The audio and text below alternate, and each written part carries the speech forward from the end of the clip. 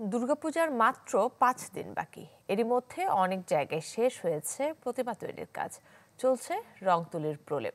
খরচ বাড়ায় শ্রমিকদের মজুরি নিয়ে অসন্তোষ রয়েছে কারিগরদের মাঝে। তবে সবকিছু মিলিয়ে দেবী দুর্গার আগমন ঘিরে অপেক্ষমান সনাতন ধর্মের মানুষ। মহালয়ার মধ্য দিয়ে শুরু হয়েছে শারদীয় দুর্গাপূজার ক্ষণগণনা। বরগুনার মণ্ডপগুলোতে বানানো হয়েছে প্রতিমা, পড়ছে রঙের প্রলেপ। গয়না শাড়িসহ সাজসজ্জার কাজ করছেন শিল্পীরা।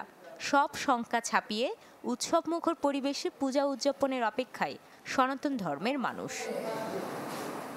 রং তুলির কাজ এখানে আর আমাদের একদিন সময় লাগবে। দেশ ও জাতির কল্যাণ কামনায় আমরা মায়ের কাছে প্রার্থনা জানাবো। আমরা সবাই যাতে নিরাপত্তাভাবে আমরা যাতে উৎসবটা পালন করতে পারি।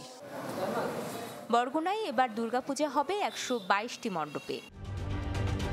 ঢালাইয়ে দৃঢ়তা, নির্মাণে নিশ্চয়তা, প্রিমিয়ার সিমেন্ট, ঢালাইয়ের রাজা।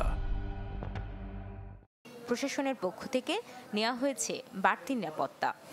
এইবার আমরা যে দুর্গাপূজা করতেছি সেই দুর্গাপূজা আমরা আগে যেরকম করছি ওইরকমই করতে চাই। শান্তিপূর্ণ পরিবেশে পুজো উদযাপন করতে পারে সে লক্ষ্যে আমাদের সর্ব ধরনের প্রস্তুতি রয়েছে। কয়েক স্তরে নিরাপত্তা ব্যবস্থা থাকবে, আমরা একটা প্রোগ্রাম করে দেব। ইতিমধ্যেই আমাদের ডিএসপি এবং গোয়েন্দা সংস্থা কাজ করছে। দশভুজা দেবীকে বরণে আয়োজনের কমতি নেই ঝালকাঠিতেও। এখানে মণ্ডপে মণ্ডপে প্রতিমা প্রস্তুত থাকলেও রঙের আঁচড় পড়বে আরও কদিন পর।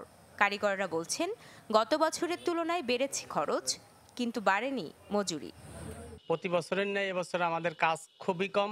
আমরা 12 থেকে 13খানা প্রতিমা করে থাকি, এবছর মাত্র 7খানা প্রতিমা করতেছি। যেভাবে আমাদের কমিটি যে বেতন টেতন দিবে তাতে আমাদের সেইভাবে আমরা সবাইকে সংকুলান করতে পারবো না।